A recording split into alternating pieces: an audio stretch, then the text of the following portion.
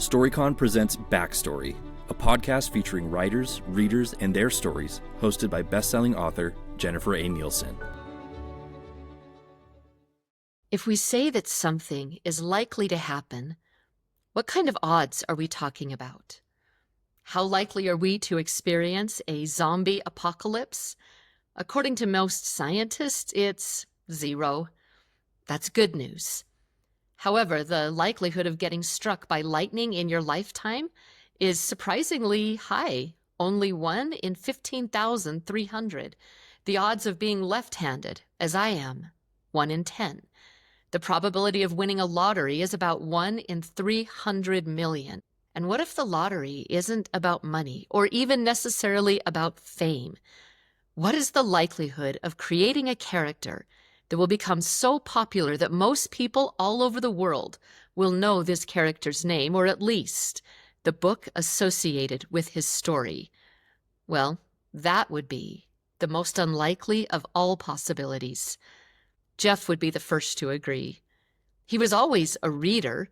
He grew up in a home filled with books. He enjoyed them and often saw himself in many of the characters. But when he had entered middle school, the Crown bookstore opened in his town, something Jeff describes as a miracle for him. He dove into books like never before, mostly fantasy titles such as The Hobbit and Lord of the Rings, as well as other titles by Piers Anthony and Terry Brooks. But more importantly, Crown Bookstore had an extensive humor section, mostly comics that lit up Jeff's imagination. It tapped into another love he had, reading the newspaper comics, especially Calvin and Hobbes. Jeff saw how the cartoons made others laugh and wondered, could he create something that would also make them laugh? With that in mind, Jeff began to draw. But then, only a few years later, Crown Bookstore, which had been so pivotal to Jeff from its first day of opening, suddenly closed. The windows that had been steadily filled with invitations for him to dream and to imagine now sat dark and empty. Jeff was in college by then, and yet it felt to him like an injustice. The books he found there were his mirrors and his windows. How could it all so suddenly go away? Despite that, Jeff continued to create cartoons. Yet the comic strip he had created in college wasn't getting any traction with newspapers or publishers. He began to doubt his talent. He began to doubt himself. Of course he would. If we're still talking probabilities, then the odds of Jeff succeeding as a comic artist weren't good. He could point to many comic strips that were better written, and certainly many that had better art. Even if he did break in, the pay wasn't great, and there was no guarantee he could ever make a career of it. Quite the opposite, really. In terms of probabilities, it was highly unlikely that he could ever succeed on this path. Jeff poured his frustrations into journals, with sprinkles of his drawings on every page. He filled dozens of these journals year after year, and then one day, a light bulb went off in his mind. What if he wrote a fictional journal, half drawings, half words, telling the story from the perspective of a middle school boy, comically describing his life? In some ways, it could reflect on some experiences from those same years when the Crown Bookstore had begun to open up Jeff's own world. The Crown Bookstore may have had a bigger influence on Jeff's life than he even imagined. Later, he would open a bookstore near his own home in a small town that had become economically depressed. You know that story too. A new industry begins with workers that will build the town. Eventually, the industry moves on, but the people remain. And slowly, the town itself begins to decay. So it was in this small Massachusetts town that Jeff and his wife had adopted for a place to raise their children.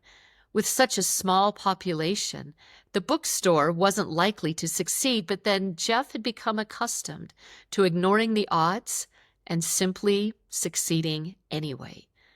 Jeff filled this bookstore with what he had grown up loving most of all, books, and more books and more books. He gave plenty of space for comics and graphic novels, offering the opportunity for other cartoonists and illustrators to expand their careers. The bookstore revolutionized Jeff's community.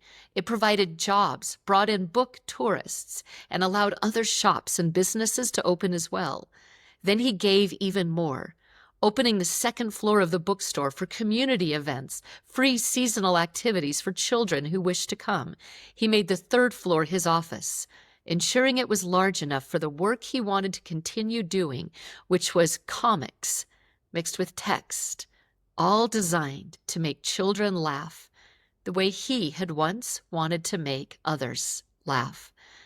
The name of his bookstore? An Unlikely Story.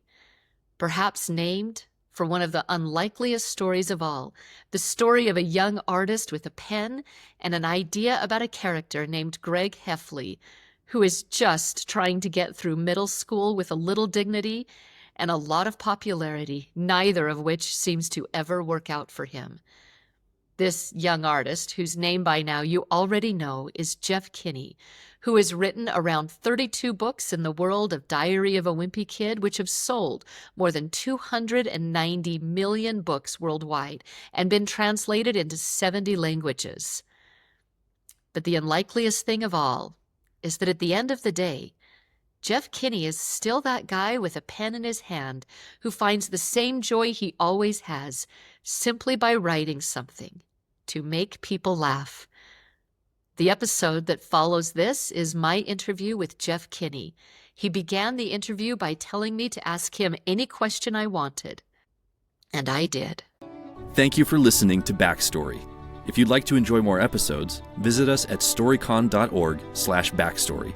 That's STORYCON.org/backstory.